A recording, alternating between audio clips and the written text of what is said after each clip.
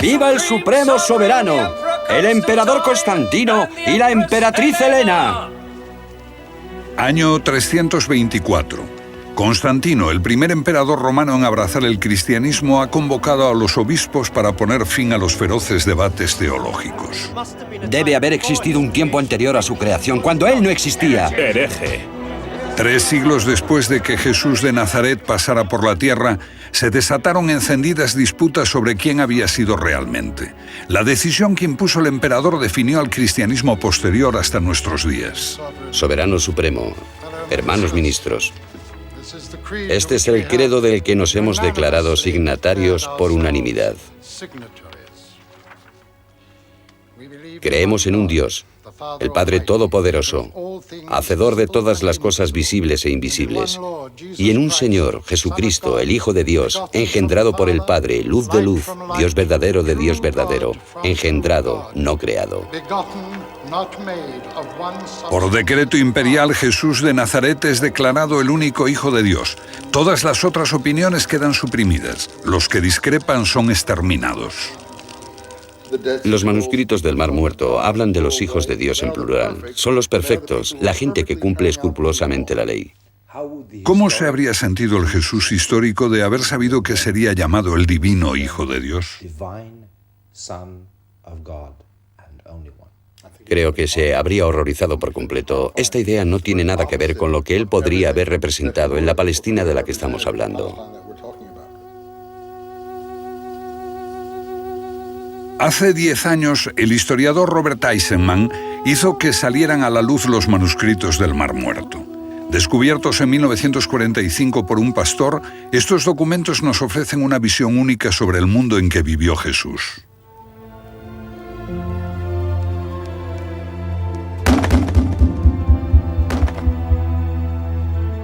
Israel construyó este santuario del libro para albergar los manuscritos. Pero Eisenman se encontró solo en su afirmación de que tratan sobre Jesús y que el hombre a quien hoy llamamos Hijo de Dios debió ser un agitador y un fanático.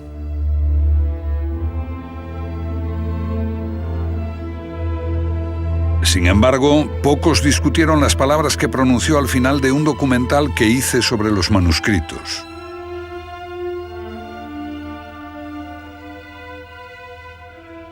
¿Quién fue Jesús en realidad?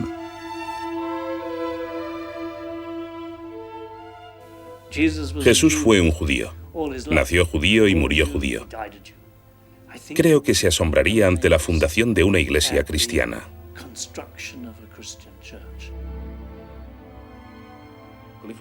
Si hoy descubriéramos estos textos sobre un tipo que nació de una virgen y que su padre era Dios, o que caminaba sobre las aguas y resucitó, diríamos, bueno, esto es claramente un mito.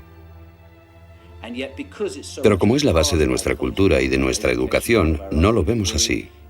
La mayoría de nosotros es incapaz de considerarlo un mito.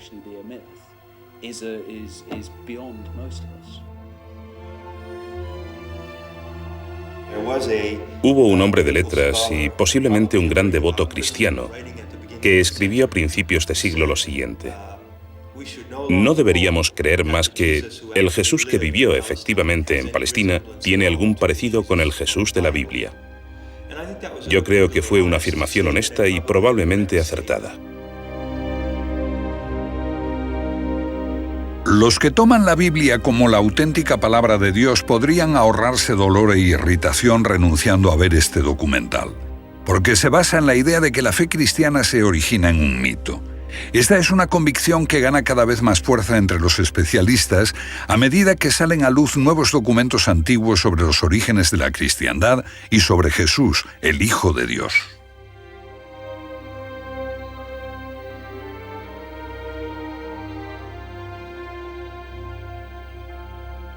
En los tiempos de Jesús hubo muchos hijos de Dios. Este término designaba a los judíos piadosos, a los que cumplían escrupulosamente la ley.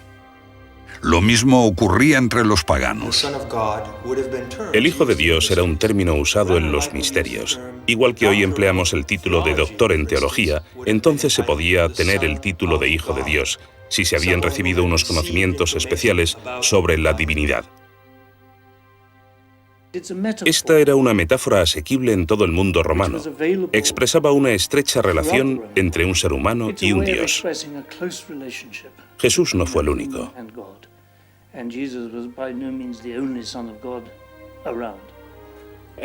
Todos los emperadores afirmaban ser el Hijo de Dios y se atribuían la capacidad de obrar prodigios. Hijo de Dios no era solo un término reservado a los piadosos y a los inteligentes, también se aplicaba a los poderosos.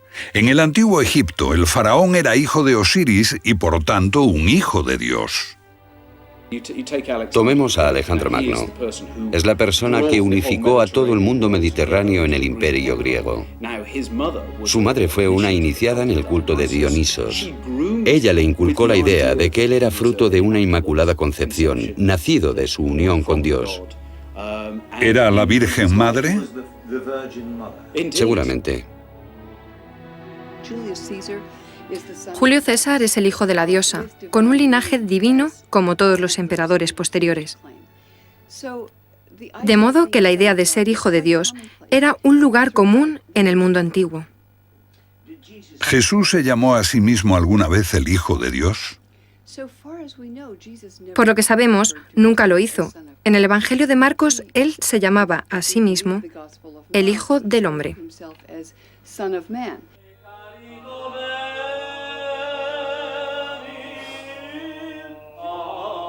Sin embargo, la afirmación de que era el único hijo engendrado por Dios constituye la piedra angular del credo cristiano.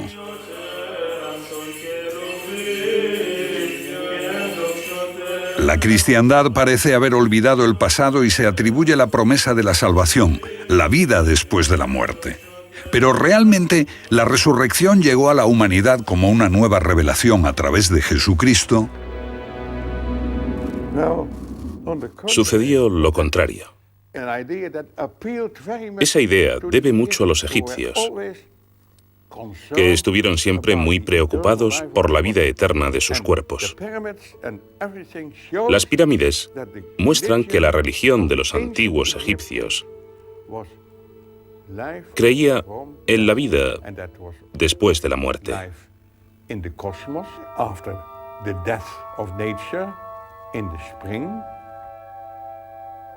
Con 88 años de edad, el holandés Gilles Kespel, ex profesor de Harvard, sigue siendo considerado uno de los más eminentes expertos mundiales en el pensamiento de la cristiandad primitiva. El difunto comparece ante el tribunal. En la balanza está la pluma de Mat y en la otra parte están sus obras. El hombre está ante la puerta que conduce a la sala de la verdad absoluta.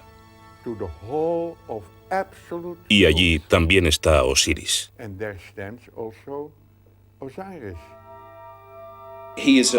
Este es un Dios que viene a la tierra como hombre. Trae grandes enseñanzas, el culto a los dioses y la civilización. Y después las fuerzas del maligno le dan muerte. Pero resucita y asciende al paraíso, donde será el juez de las almas al final de los tiempos. Y las tumbas egipcias están llenas de representaciones sobre todos estos hechos.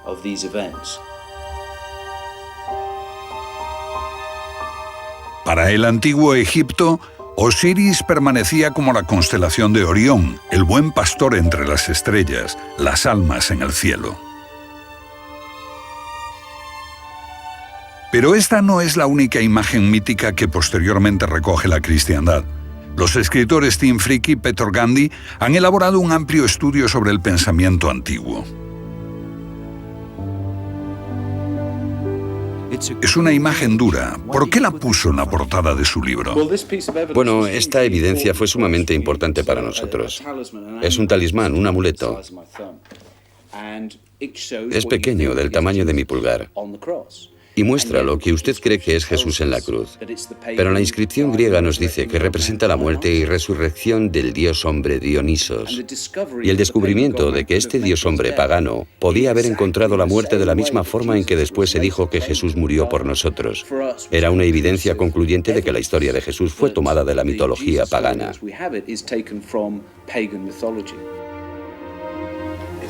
¿Dice que Dionisos Baco no fue el dios del vino y la bebida? Sí, lo fue, pero también fue el dios de la iniciación. Originariamente no era nada más que una deidad menor del vino, pero Dioniso significa hijo de Dios y más tarde se transforma en un redentor. Un niño divino sentado en el regazo de su madre, muy similar a Jesús.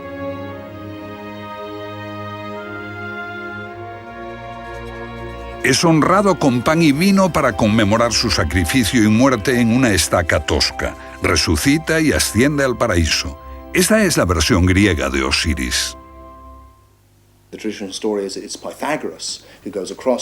La historia tradicional dice que Pitágoras recorrió Egipto, estudió en los templos durante 20 años y llevó a Grecia esa enorme sabiduría mística egipcia que se asocia con la idea de Osiris. Pero para introducirla entre los griegos, escogió a Dionisos y lo transformó en una importante figura. La mayoría de las grandes mentes del paganismo, como Platón, Eurípides y Sófocles, eran iniciados de este culto cuyo centro no estaba tan lejos de Atenas.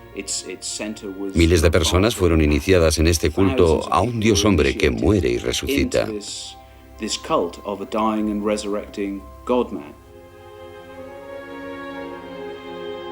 ¿Podría la cristiandad ser deudora de una cultura tan antigua o de otras?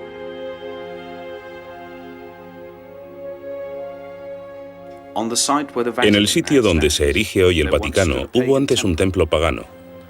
Los sacerdotes paganos celebraban ceremonias sagradas que los primeros cristianos encontraron inquietantes, por eso decidieron borrar de ellas toda evidencia. ¿Cómo eran esos terribles ritos? ¿Horrendos sacrificios, tal vez? ¿O quizás orgías obscenas? Eso es lo que nos han llevado a creer, pero la verdad es más extraña. Eso es lo que nos han llevado a creer, pero la verdad es más extraña. En este antiguo santuario pagano los feligreses glorificaban a un redentor, Mitra, igual que Jesús. Este nació un 25 de diciembre de una virgen, era el Hijo de Dios, ascendió al cielo y prometió volver al final de los tiempos para juzgar a los vivos y a los muertos. Aquí los sacerdotes paganos celebraban una simbólica comida con pan y vino en honor de su Redentor, la sangre de Cristo, que dijo a sus seguidores: aquel que no beba de mi sangre no conocerá la salvación.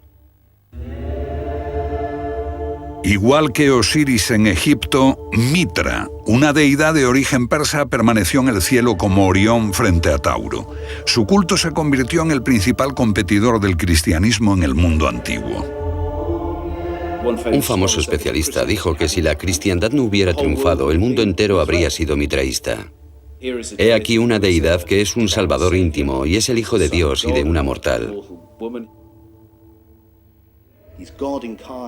También es el Dios encarnado, que trae sabiduría y una nueva religión que desafía la vieja autoridad, como hacen siempre los místicos.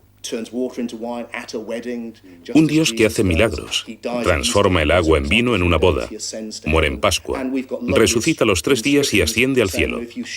Tenemos bellas inscripciones que dicen: si compartes la sangre y el cuerpo del Dios hombre, tú también resucitarás. De modo que los motivos que asociamos con la historia de Jesús existían ya en la historia de Osiris Dionisos.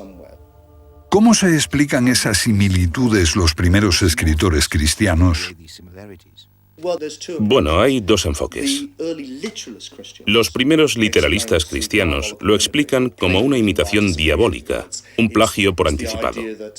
Es la idea según la cual, de alguna manera, el diablo adoptó estas ideas porque sabía lo que iba a suceder y elaboró los mitos para confundir las mentes de la gente, para que cuando estos hechos ocurrieran con Jesús nadie los creyera. Eso es lo que dicen los literalistas cristianos, pero esos cristianos no los encontramos hasta el siglo II.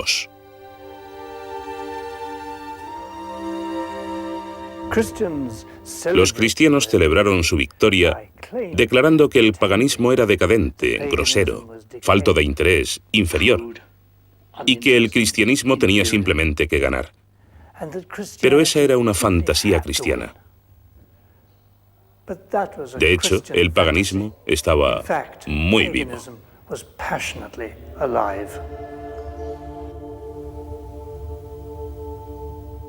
¿Qué significa pagano? Fue acuñado por los cristianos como un término insultante. Significa habitante del campo. Esto sugiere que esa gente que había construido pirámides, que nos dejó las obras de Eurípides, Sófocles y Platón, eran gente de campo primitiva y supersticiosa. ¿Qué transformó su opinión sobre el paganismo? Creo que fue estudiar la espiritualidad pagana y descubrir una rica filosofía espiritual. Es allí donde tiene sus raíces lo mejor de lo que consideramos cultura occidental. Esa forma de espiritualidad no fue para nada la primitiva adoración de un ídolo. Era increíblemente refinada. Catacumbas. Las imágenes parecen del cristianismo primitivo, pero este buen pastor es el Dios redentor Atis. El mensaje cristiano parece revolucionario. Amar a tus enemigos. Está alejado de las enseñanzas judías del ojo por ojo y diente por diente. Pero en la filosofía pagana tenemos sentimientos como el de amar a quien te golpea, o ser un hermano y un padre de toda la humanidad.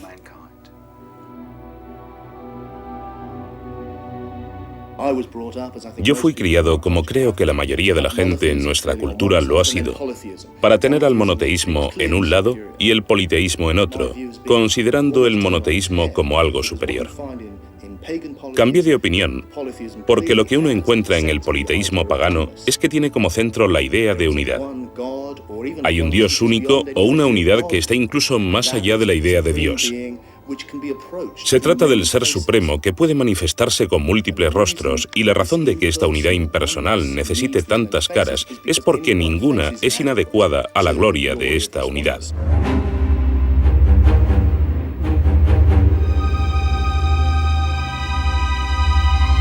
Veamos un ejemplo.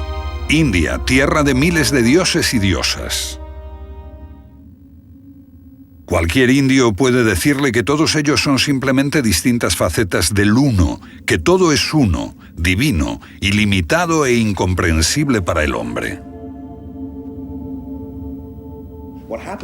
Lo que ocurre con el monoteísmo es que tienes la idea de que hay un único camino, una cara particular glorificada del único Dios.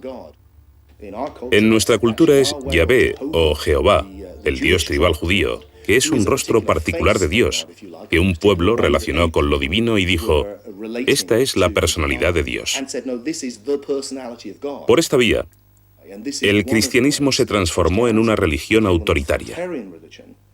En cambio, el paganismo es por lo general una forma de espiritualidad muy tolerante, porque permite la diversidad, porque sabe que está tratando de llevarte a lo que finalmente no puede ser expresado, y exige una comprensión mística. Por lo tanto, cualquier camino que escojas será personal.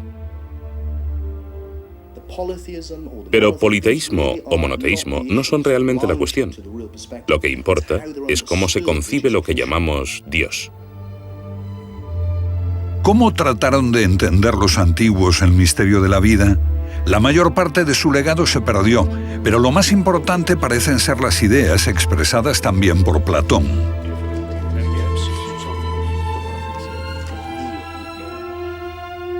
El hombre, dijo Platón, es como alguien en una caverna atado, incapaz de ver algo más que lo que está delante de sus ojos, vagas sombras en la pared.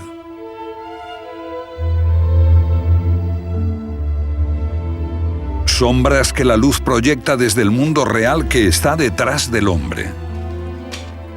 Mira, hombre. Pero el hombre, incapaz de volver su vista atrás, ciego al mundo real y divino, sigue mirando fijamente la pared que tiene delante, pensando que la verdad está allí, creyendo que solo eso es la realidad. Enseñar a ver la verdad del mundo divino fue el objetivo de las religiones mistéricas. La religión mistérica aspira a la transformación. Esa es la idea básica del misterio. Buscan la transformación para ver la auténtica realidad, el auténtico conocimiento, lo que llamaron gnosis. Todas las religiones mistéricas tenían una forma exotérica, los misterios exteriores, y otra esotérica, los interiores, y unas enseñanzas místicas sobre la autotransformación. Los misterios exteriores se dirigen a las masas. Están disponibles para todos. Pero otros veían una realidad mística más profunda bajo la superficie del relato sagrado. Para ellos este relato era una alegoría que no solo hablaba de Dios, sino también sobre ellos mismos en lo profundo. Un mensaje que les enseñaba a comprender el misterio de la vida y a enfrentar la realidad de la muerte. Y entonces, lo que hallamos es un espectro entre dos extremos, los que llamamos literalistas por una parte y los gnósticos o místicos por otra. Pero los gnósticos, filósofos paganos, están atacando a sus propios literalistas o fundamentalistas, quienes creen que adorar un ídolo les ayudará.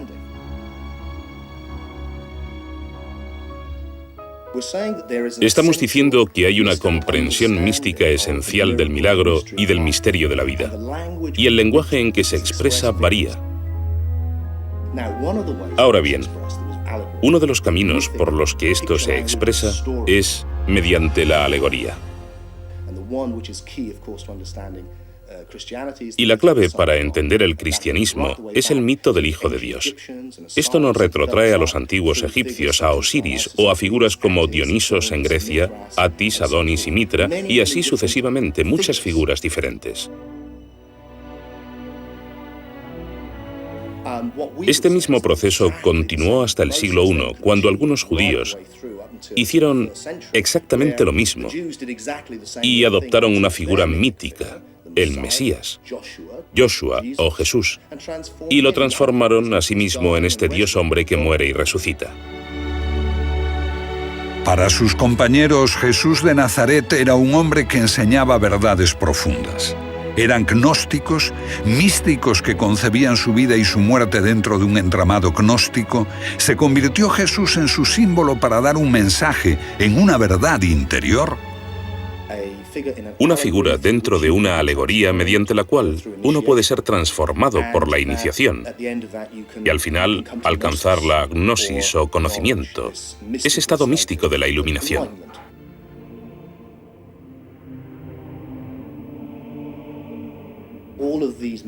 Todas esas ideas míticas eran moneda corriente en el mundo antiguo. Sin embargo, para nosotros, 2000 años después, con el paganismo suprimido y el gnosticismo suprimido, con el monopolio del cristianismo y su historia, la idea de que Dios efectivamente encarnó con una forma humana y todo ese tipo de cosas parece original. Para el literalista cristiano, se trata de una flamante revelación absolutamente única. Pero al volver al mundo antiguo y situar este mito en su contexto, la perspectiva cambia radicalmente.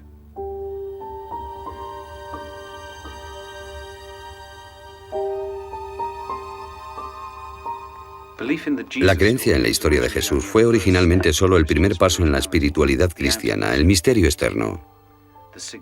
Su significado tenía que ser explicado por un maestro iluminado cuando los alumnos alcanzaban la madurez espiritual. Un conocimiento místico de Dios más allá del simple dogma. Aunque hay muchos grandes místicos cristianos en siglos posteriores que han sido capaces de ver intuitivamente a través de este nivel simbólico más profundo, como cultura hemos conservado solo los misterios exteriores. Me parece que hemos conservado la forma, pero perdimos el significado. 300 años después de la muerte de Jesús, el emperador Constantino convocó a la Iglesia para dar forma al credo cristiano. El dogma convirtió a Jesús en el Hijo de Dios. Fue la conclusión de un proceso en el que la forma usurpó al significado. ¿Qué sucedió con el Jesús real? El rostro que surgirá de esta reconstrucción será muy similar al tipo de rostro que tuvo este hombre en vida. Cada vez estamos alterando más su imagen. ¿Cómo sería su aspecto físico? Recientemente la televisión hizo una reconstrucción que lo presentaba como un hombre corriente en Israel de hace 2000 años. ¿Pero qué sabemos realmente de Jesús por la historia? Parece bastante cierto que existió un líder sectario judío llamado Jesús, y que fue crucificado por los romanos con la participación de los judíos, del sumo sacerdote y de sus seguidores. Pero esto es todo lo que sabemos con seguridad. El único contemporáneo que escribió sobre Jesús fue el historiador Josefo, pero solo unas pocas palabras, que incluso podrían haber sido insertadas posteriormente. La Biblia describe a Jesús de forma más detallada, pero los evangelios parecen contradecirse. Tomemos el momento crucial en que sus seguidores oyen que su Señor ha resucitado. Marcos dice que un hombre de blanco se lo anuncia a 3 mujeres. Lucas sostiene que 3 hombres y 3 mujeres se encuentran con 2 ángeles. En Mateo, 2 mujeres ven un ángel. Y en Juan, María Magdalena ve a 2 ángeles.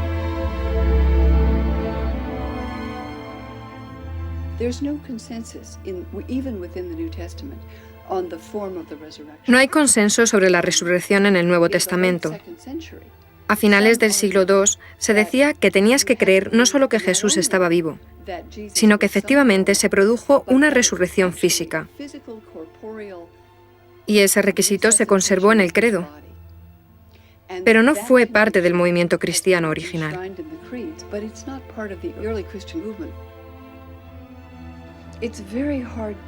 Es muy difícil hablar del Jesús histórico. Pero los evangelios se escribieron con ese propósito, por supuesto. Sin embargo, no son obras históricas. Se escribieron en forma de biografía, pero su intención no es hablarnos del Jesús histórico, sino de su convicción de que este hombre era el Mesías de Dios. Por lo tanto, son obras de propaganda religiosa, no históricas. Los evangelios son libros de creencias construidos para parecer historia. Aquí contamos una historia real. Pero es altamente improbable que los evangelios sean registros contemporáneos. Los evangelios fueron escritos por hombres educados en las ciudades del Mediterráneo oriental y en Grecia. No por los pescadores, que aparecen en los evangelios como los primeros seguidores de Jesús. Y se escribieron décadas después de Cristo, cuando el recuerdo de su vida estaba desvaneciéndose. Eran tiempos dramáticos. Los judíos se rebelaron e Israel fue destruida por Roma, que aniquiló a todos los que podían haber conocido a Jesús. Marcos, Lucas, Mateo escribieron sus evangelios casi 2 generaciones después de Jesús. El cuarto, el Evangelio de Juan, apareció casi 3 generaciones después, pero no eran los únicos evangelios. Sabemos que hubo muchos evangelios entre los seguidores de Jesús y otros escritos, cartas, epístolas, poemas, himnos, etc. Ahora miramos el cristianismo y lo vemos muy diferente. Todo, desde los baptistas, los ortodoxos rusos, los calvinistas, los católicos romanos, una gran variedad. Pero cuando nos remontamos al siglo I, la variedad era mayor. No había un canon fijo de las escrituras del Nuevo Testamento, ni un credo al que pudieran acceder los cristianos de todo el mundo, ni existía una estructura específica. Lo que me fascina es que los grupos que se llamaban cristianos entonces eran mucho más diversos entre sí de lo que lo son hoy. Jesús, sus compañeros y primeros seguidores eran judíos, cristianos judaicos. Lo que pensaban esos cristianos originarios, los más próximos a sus enseñanzas, ha sido ocultado durante siglos.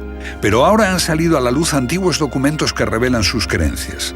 Gilles Quispel jugó un importante papel al darlos a conocer a la ciencia. Lo que revelan es asombroso. Los cristianos judaicos silenciaron el valor de salvación del sacrificio de Cristo.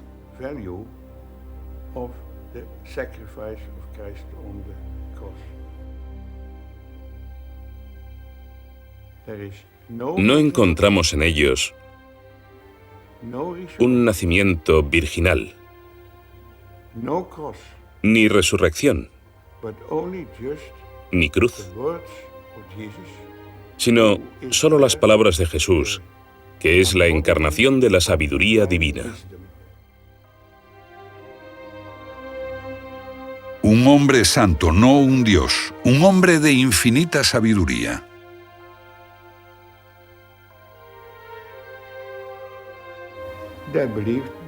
Creían que Jesús era un instructor iluminado y un iluminador. Un hombre que mostraba el camino hacia lo divino. Sus primeros seguidores parecen adherirse a una religión totalmente distinta. Los conceptos básicos de la cristiandad posterior les eran extraños. Solo mucho después vinieron los tiempos en que Jesucristo fue proclamado el Hijo unigénito de Dios y surgieron ideas y ritos que hubieran provocado asombro en Jesús y los suyos.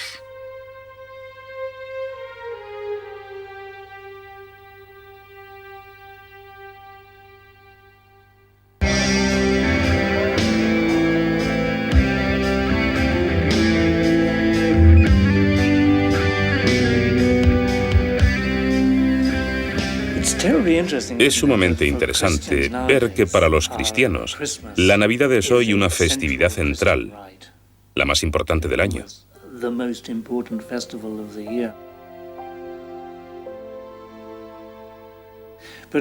Pero no sabíamos que los primeros cristianos no celebraron la Navidad como el nacimiento de Cristo, sino hasta el siglo IV.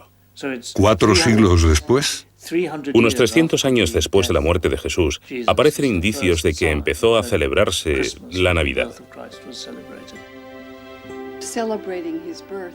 La celebración de su nacimiento, entre el 24 y 25 de diciembre, se adoptó del nacimiento de Mitra. Es la festividad del solsticio de invierno, el momento en que el sol renace.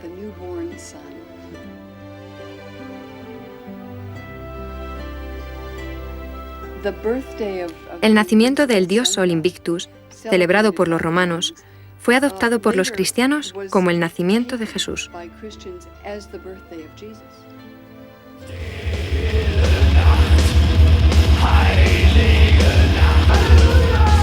también representa un milagro. Es muy interesante que la milagrosa concepción de Jesús, la procreación virginal, sea una creencia central, particularmente para los católicos. Pero en el Evangelio de Marcos, el más antiguo, nada se dice de esto. Tampoco en el de Juan. ¿Quién inventó lo de la virginidad perpetua de María y la Inmaculada Concepción? Ni idea. La virginidad de María y la Inmaculada Concepción son muy tardías. Creo que surgen de las enseñanzas del siglo XVII, XVIII o XIX. ¿Qué habría pensado el Jesús histórico de ello?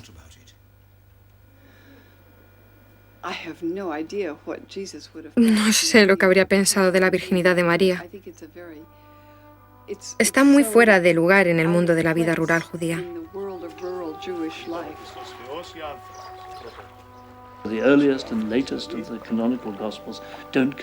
En los primeros y los últimos evangelios canónicos no se menciona el nacimiento virginal. Esto es quizá porque Marcos y Juan no conocían la historia. Creo que puede demostrarse que son inserciones posteriores en el relato cristiano. Para los que creen en el nacimiento divino, la concepción virginal es un tema central. Pero, ¿nació Jesús al mismo tiempo que el divino Cristo? Es una pregunta interesante.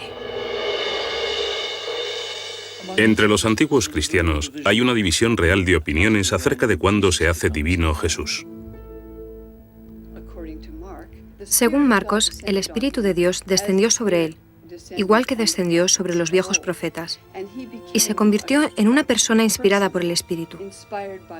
Y en este punto, según Marcos, una voz desde el cielo lo proclamó el Hijo de Dios. La inspiración divina le llegó a Jesús cuando era un hombre. Para muchos cristianos que creen en el nacimiento divino, debe resultar sorprendente que Jesús tuviese hermanos. El Evangelio de Marcos dice que tenía hermanos y hermanas, que eran muy conocidos en su pueblo. Creo que a los cristianos posteriores les perturbó esto y se interpretó como que eran hijos de un matrimonio anterior de José. No obstante, el Evangelio de Marcos no sugiere nada así. Jerusalén. Esta catedral armenia se construyó sobre los restos de uno de los hermanos de Jesús, Jaime, aunque la Iglesia prefiere llamarlo Santiago.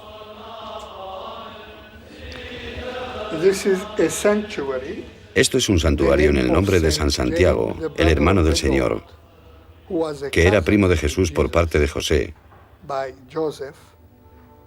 y que fue el primer obispo de Jerusalén. Sus restos están bajo el altar mayor. Recientemente salió a la luz este pequeño féretro de arenisca que dice: Santiago, hijo de José, hermano de Jesús. Por su hermano conocemos algo crucial de Jesús, porque Santiago fue una figura clave en la Jerusalén de la época. Santiago, el hermano de Cristo, fue el líder del movimiento de Jesús desde su muerte hasta el año 61. Existe solo un breve párrafo sobre Santiago en la obra de Josefo a finales del siglo I. Dice muy claramente que un brutal sumo sacerdote saduceo asesinó a Santiago y que fue destituido de su puesto de sumo sacerdote por la oposición de la mayoría de los sacerdotes y por los fariseos, que eran amigos de Santiago, hermano de Jesús.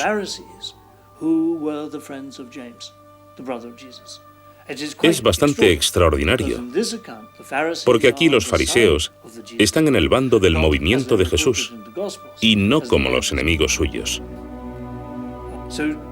Así, durante unos 25 años, el movimiento de Jesús es un movimiento judío reconocido, compuesto por fervientes judíos que veneraban el templo. Y es la destrucción del templo en el año 70 lo que golpea el corazón del movimiento judío de Jesús. Pero hasta entonces, la mayoría de cristianos en mi libro eran judíos. Judíos que habían encontrado a su Mesías. Todos los judíos esperaban la llegada del hombre sagrado, del Mesías.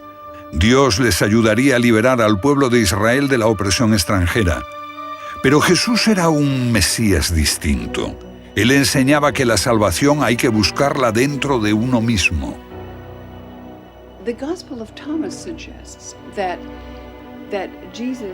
El Evangelio de Tomás sugiere que Jesús es el iluminado. Como Buda es el iluminado, no diferente a los demás, pero uno que ha comprendido el más profundo potencial espiritual de la naturaleza humana.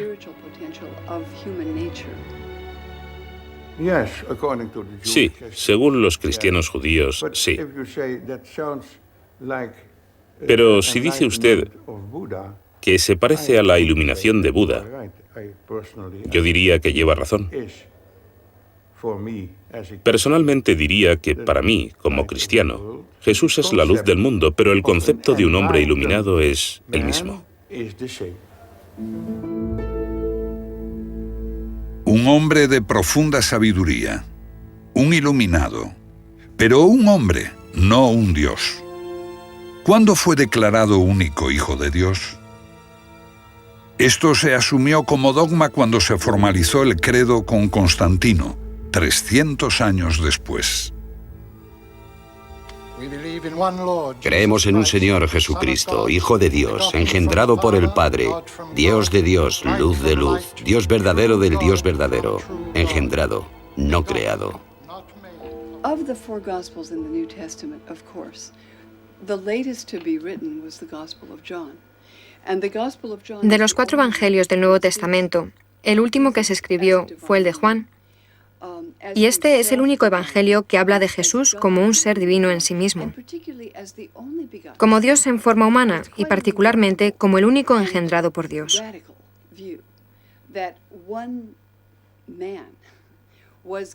Es una visión bastante radical sostener que un hombre era Dios encarnado. Y es alarmante que ese insólito evangelio, del cual no encuentro menciones entre los cristianos ortodoxos antes del año 160, más o menos se transformase en la lente a través de la cual los cristianos leen más tarde todos los evangelios. Muchos cristianos pensarán hoy que el cristianismo dice que Jesús es el Hijo de Dios, pero eso no es lo que se encuentra en Mateo, Marcos o Lucas. En ellos se encuentra la enseñanza de que Jesús es el Mesías de Dios, el único que redime a su pueblo, el único que enseña el camino de rectitud. Uno podía ser un judío muy devoto y seguir a Jesús en ese punto, pero con el Evangelio de Juan, con la afirmación de que es el Hijo de Dios, y más que eso, su único Hijo, cambia la comprensión del mensaje de forma total. Un creciente debate sobre la naturaleza de Jesús, si era un hombre o un Dios, transforma el cristianismo primitivo a medida que el movimiento crece. El énfasis se pone en el mensajero más que en el mensaje. Eso cambió al cristianismo más profundamente que el hombre considerado como el gran creador de la desunión, San Pablo.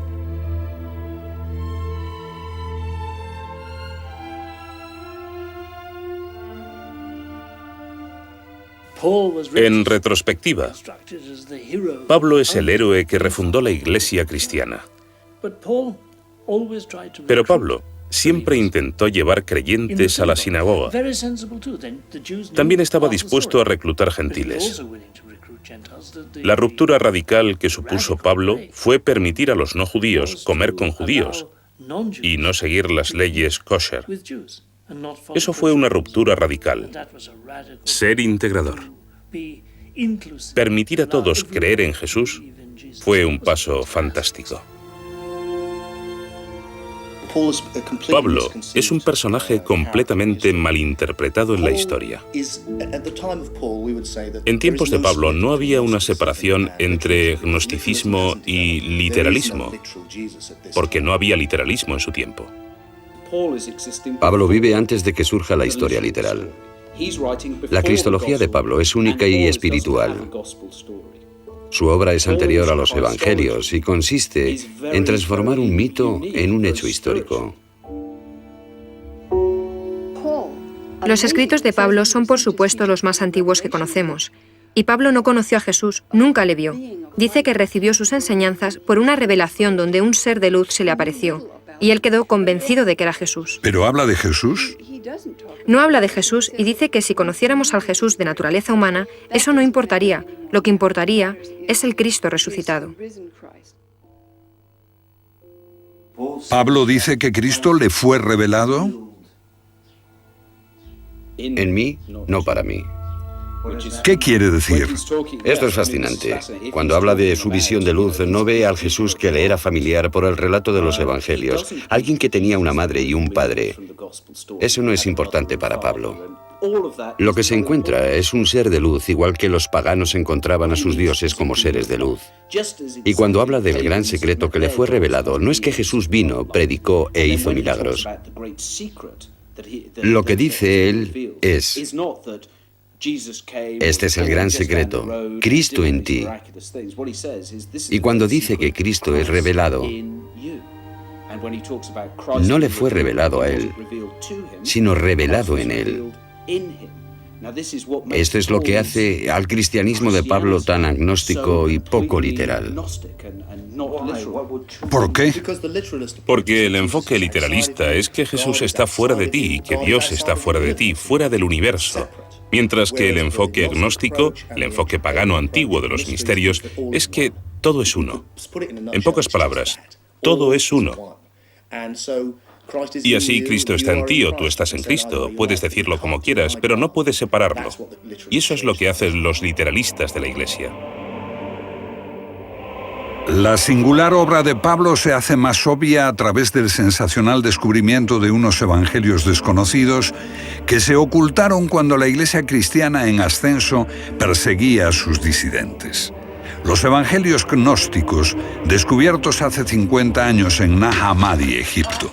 Mal entendidos, maltratados al principio, caídos en manos de traficantes, pero ahora los científicos reconocen su valor.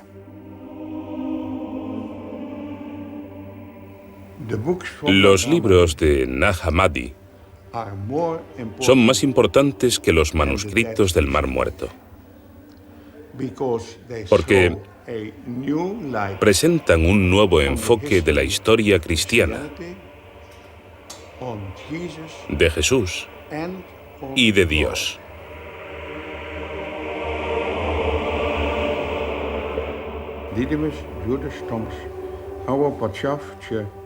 Sin lugar a dudas, el más importante lo escribió Dídimo Judas Tomás. ¿Quién fue Dídimo Tomás? Dídimo Tomás era uno de los hermanos de Jesús. Una tradición posterior de la Iglesia hace de Tomás el apóstol que no pudo creer que Jesús después de morir hubiese resucitado con un cuerpo físico. El incrédulo Tomás, del que ahora se dice que fue el más fiel discípulo de su maestro. ¿El hombre que mejor entendió a su hermano? Según el Evangelio de Tomás, sí. El documento atribuido a Tomás, aunque escrito más tarde, se cree que es anterior a los evangelios canónicos y se piensa que es un fiel reflejo del tiempo en que las enseñanzas de Jesús todavía estaban frescas y vivas. Me resulta asombroso que vivamos en un mundo dominado aún por el cristianismo y que los cristianos no mostraran interés por leer el Evangelio de Tomás y todas esas escrituras maravillosas que entonces salieron a luz. Y creo que dice algo de lo poderosa que es la Iglesia, el hecho de que aún hoy no se aceptan y siguen viéndose como heréticas y peligrosas, y por supuesto lo son, desde la perspectiva de los literalistas de la Iglesia, porque ponen en cuestión su interpretación.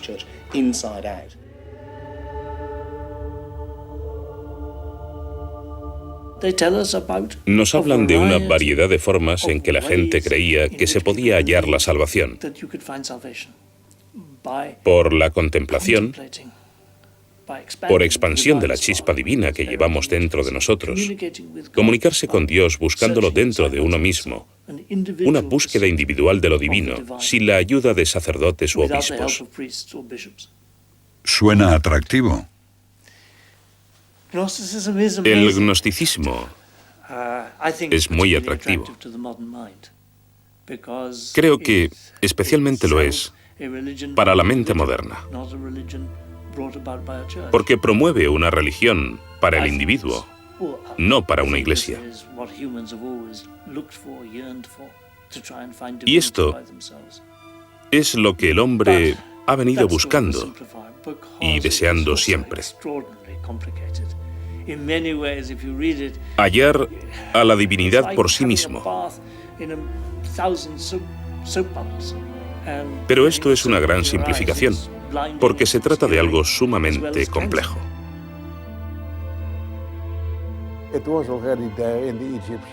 Ya en la religión egipcia se decía en el año 3000 a.C. que el hombre después de la muerte se transformaba en Osiris,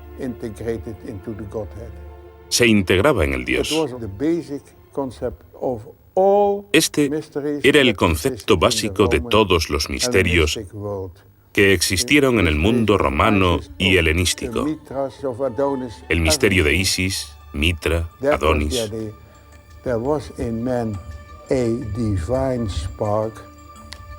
La idea era esta. Hay en el hombre una chispa divina, de la que es inconsciente y hay que despertarla mediante una iniciación que conduce a la transformación. ¿Cómo se perdió esa idea? Bueno, es muy simple. Los católicos tenían un bulldozer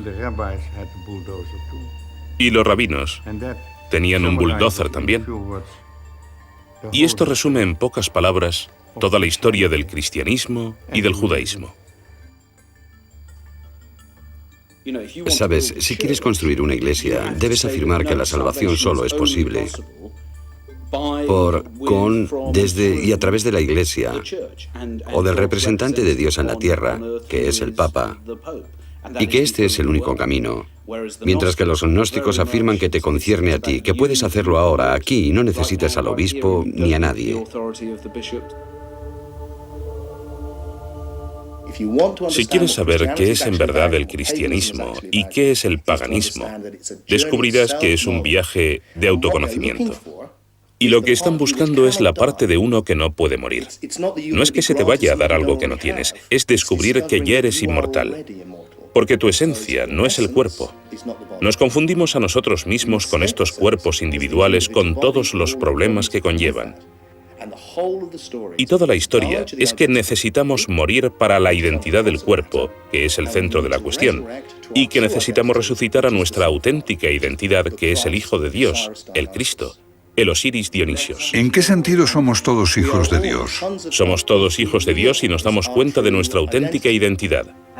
Entonces, en ese sentido, el mito total, el relato de la crucifixión y la resurrección, ¿es un modelo para todos y cada uno de nosotros? Un modelo, sí, exactamente. Un modelo que consigues encarnar mediante la iniciación. Para los gnósticos, su búsqueda de la totalidad era una continuación de la búsqueda pagana. Conócete a ti mismo, decía el oráculo de Delfos. Esa fue la búsqueda de Platón, de Sócrates, y los gnósticos continuaron la búsqueda. Y era difícil. Había que pasar por la experiencia. No había forma de evitarlo. Pero una vez que has entrado en una iglesia, solo tienes que creer en Jesús e irás al cielo. Para los gnósticos, debes convertirte en el Cristo mismo, con los sufrimientos y el esfuerzo que también eso implica. Una religión del todo distinta. Quiero decir, al estudiar el gnosticismo, uno entiende por qué triunfó el cristianismo. Era algo inevitable.